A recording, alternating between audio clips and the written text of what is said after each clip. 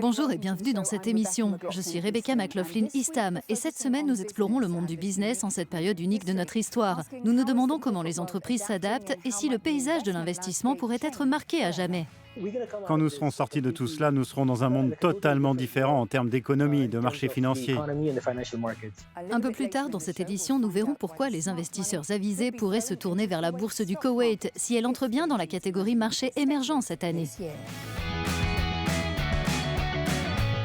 Mais d'abord, dans un contexte de grande volatilité des marchés, nous cherchons à savoir quels sont les placements sûrs, lesquels sont rentables et est-ce le bon moment pour acheter ou vendre. Les récentes fluctuations sur les marchés dédiés à la finance et aux matières premières ont fait fuir une partie des investisseurs, alors que de nombreux experts ont du mal à prédire quel sera leur niveau plancher, à quoi ressemblera la reprise et combien de temps elle prendra. Des économistes estiment qu'après la crise, la tendance sera à la relocalisation. Les entreprises engrangeront moins de bénéfices et seront plus endettées. Et ce, alors que le Fonds monétaire international a indiqué que cette année, le monde allait probablement connaître sa pire récession depuis la Grande Dépression, avec un PIB qui se contracte de 3%. La région du Moyen-Orient est particulièrement vulnérable à l'évolution des cours du pétrole, qui ont récemment chuté en dessous de zéro pour la première fois depuis 21 ans. Ce qui, ajouté à la pandémie de coronavirus, a poussé les grandes économies du monde arabe à s'engager dans des mesures de relance à hauteur de dizaines de milliards de dollars. Mais quelles sont les perspectives de croissance et quels pourraient être les dégâts collatéraux du ralentissement mondial pour ces économies régionales rattachées au dollar ? Pour en savoir plus, depuis Abu Dhabi, nous avons joint un spécialiste des marchés qui conseille des clients privés et des institutions financières. Amro Abdou, bienvenue, merci d'être avec nous. Avec plaisir, Rebecca. Commençons par cette question. Cette crise peut-elle changer les habitudes des investisseurs ? Devons-nous nous attendre à un nouveau paysage financier ? Absolument. Je pense que nous allons vers un élargissement du fossé entre le monde de la finance et l'économie. Ils devraient être liés, mais ils ne le sont pas. Il y aura plus de financiarisation, les gouvernements détiendront une plus grande partie de l'économie tout simplement parce qu'ils sont en train d'injecter beaucoup d'argent dans leurs économies pour les relancer. Donc la réponse est oui. Et puis cela accentuera aussi les disparités entre les riches et les pauvres. Malheureusement, parce que tout cet argent de la relance est dédié au marché de capitaux et tout le monde ne possède pas des actions ou des obligations.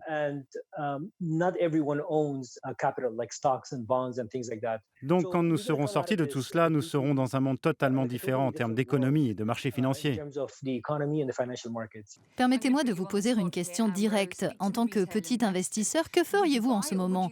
Vous achèteriez ou vendriez ? En cas d'achat, dans quelle catégorie d'actifs placeriez-vous votre argent ? Les actions, les obligations, l'or ? Il existe une nouvelle catégorie qui s'appelle les actions restent à la maison. Il s'agit essentiellement des actions d'entreprise dont les technologies principalement nous permettent d'améliorer notre quotidien de confiné ou de travailler comme d'habitude depuis chez nous. Ce sont des outils comme Zoom par exemple qui connaît une croissance de 106% depuis le début de l'année. Il y a aussi Microsoft et Amazon qui vient d'atteindre un record. Même chose pour Alibaba. Donc toutes ces entreprises auront de très bons résultats. Concernant l'or, en ce moment, pardonnez-moi le jeu de mots, c'est un conte de fées à la boucle d'or. Tous les indicateurs montrent une tendance haussière typique du prix de l'or. Habituellement, l'or s'apprécie en période d'incertitude. Je pense que l'once atteindra les 1800 dollars cette année et probablement au cours des 12 prochains mois, son cours atteindra un nouveau record. Quelle est votre prévision de cours moyen pour le pétrole et qu'est-ce qu'il signifiera pour les économies, en particulier dans cette région, qui cherchent à équilibrer leur budget ? Je ne m'attends pas à une reprise prochaine du pétrole, en tout cas concernant son cours, et ce pour deux raisons. La première, c'est le fait que la production a été tellement forte dans le passé. Aujourd'hui, la Chine a des réserves d'environ 1,2 milliard de barils contre 900 millions avant le déclenchement de la pandémie. La deuxième raison, c'est, je crois, le fait qu'après cette pandémie, l'économie ne sera plus la même. Donc, je ne pense pas que la demande puisse rapidement retrouver son niveau antérieur. Le Fonds monétaire international a prévu pour les Émirats arabes unis une contraction de 3,5% de leur PIB cette année. Est-ce réaliste au vu de la situation actuelle et des perspectives économiques pour l'année prochaine ? Qu'en pensez-vous ? Je crois que c'est le meilleur scénario, le scénario le plus optimiste, je dirais. Les indicateurs seront bien pires, du moins pour le reste de cette année. Pour les économies du pays du Conseil de coopération du Golfe, qui généralement sont dépendantes du pétrole avec un effet de ruissellement au sein de la société, je pense qu'il leur faudra plus de temps qu'aux autres pour se reprendre. Quant aux Émirats arabes unis, c'est probablement le pays qui est dans la meilleure posture par rapport aux autres parce que son économie est beaucoup plus complexe. Chaque mesure de relance suscite un effet d'entraînement plus global. Des pays comme l'Allemagne et les Pays-Bas sont clairement des détracteurs de ce qu'on appelle les Corona Bonds. Ont-ils raison de s'opposer à cette idée de mutualisation des dettes nationales ou est-ce une bonne idée pour l'Union européenne selon vous? Je crois qu'un jour ou l'autre, ils devront avoir recours à une forme d'emprunt commun en Europe, simplement parce que l'Italie et l'Espagne, par exemple, ne pourront pas accéder aux marchés de capitaux comme les Pays-Bas et l'Allemagne.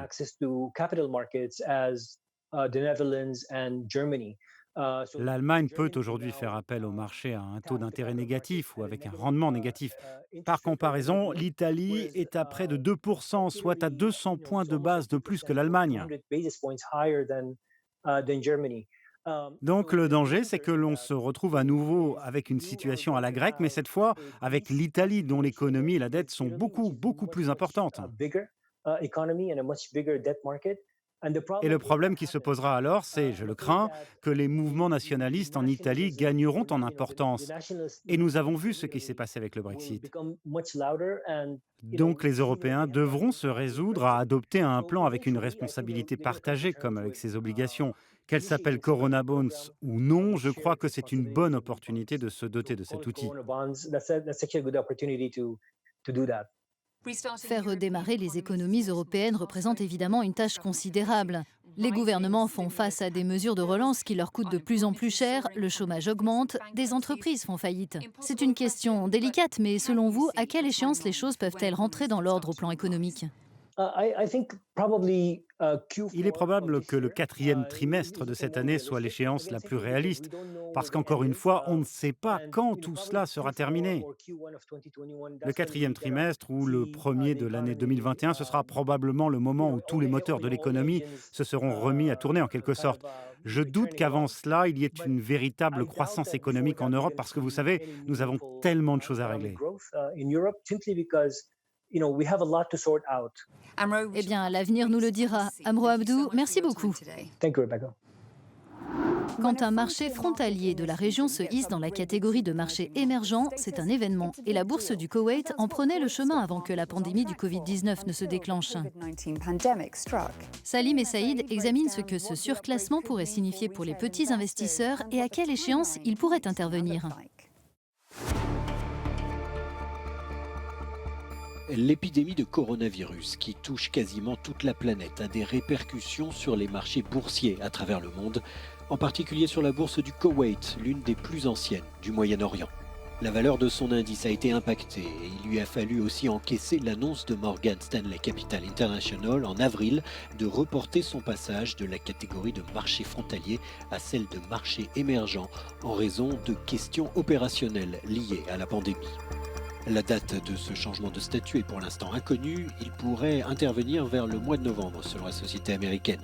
Un marché frontalier est considéré comme relativement petit et non liquide. Le statut de marché émergent implique, lui, qu'il est en train de passer d'un système de marché fermé à un marché plus ouvert sur fond de réformes économiques, selon Investopedia. C'est à cette catégorie qu'appartiennent par exemple l'Égypte, les Émirats arabes unis et l'Arabie saoudite. Elle se situe juste en dessous du niveau le plus élevé, celui de marché développé, qui est associé à de meilleurs niveaux de transparence et d'efficacité financière et à une plus grande ouverture aux investisseurs étrangers. Le statut de marché émergent devrait davantage ouvrir le Koweït aux investissements étrangers et apporter des milliards de dollars dans ce pays riche en pétrole, alors qu'il veut renforcer son secteur privé et devenir un hub financier dans la région. Ce qui a joué en faveur de l'entrée dans cette catégorie, ce sont les changements opérés par l'autorité des marchés de capitaux, comme des législations favorisant l'application d'investisseurs étrangers. L'annonce du nouveau statut a été bien accueillie et l'an dernier, la bourse du Koweït a enregistré la meilleure performance sur les marchés du Conseil de coopération du Golfe. Les investisseurs ont déjà commencé à prendre des positions sur les actions koweïtiennes. Quand le changement de catégorie sera effectif, les investisseurs passifs, quand ils réaligneront leur portefeuille, remplaceront les investisseurs actifs. Donc ces liquidités excédentaires, puisqu'on s'attend à ce que le marché baisse, iront vers le reste du marché, vers le reste de la région. Donc c'est du gagnant-gagnant à la fois pour le régulateur, pour les marchés et pour les entreprises cotées dans la région et en premier lieu au Koweït. Les avantages du prochain nouveau statut de la bourse koweïtienne sont nombreux, selon cet expert. Le Koweït est l'un des pays de la région avec l'un des cours du pétrole les plus bas, l'un des ratios de l'endettement rapporté au PIB les plus faibles et l'une des notes de crédit les plus élevées de la région. Les actions y sont solides et se négocient dans de bonnes conditions, les titres sont très liquides et un certain nombre de réformes sont en cours dans le pays. Les régulateurs apportent du soutien. Tout cela constitue une offre complète pour faire en sorte que les investisseurs étrangers se tournent vers le Koweït et qu'ils bénéficient de la croissance de son économie. Selon cet expert, davantage d'entreprises publiques koweïtiennes devraient faire leur entrée à la bourse du pays dans les années qui viennent. Pour autant, de nombreux paramètres restent en suspens tant que la pandémie de Covid-19 continue d'affecter l'économie régionale et mondiale.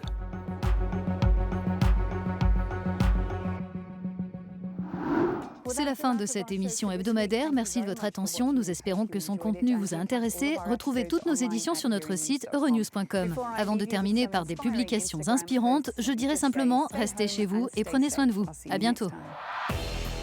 L'homme d'affaires Shehab croit que l'économie mondiale évoluera dans le bon sens après la pandémie. Ce comptable d'Oman publie une photo du temps où il se rendait à son travail. Et cet employé de banque d'Abu Dhabi fait de même et semble regretter cette période révolue.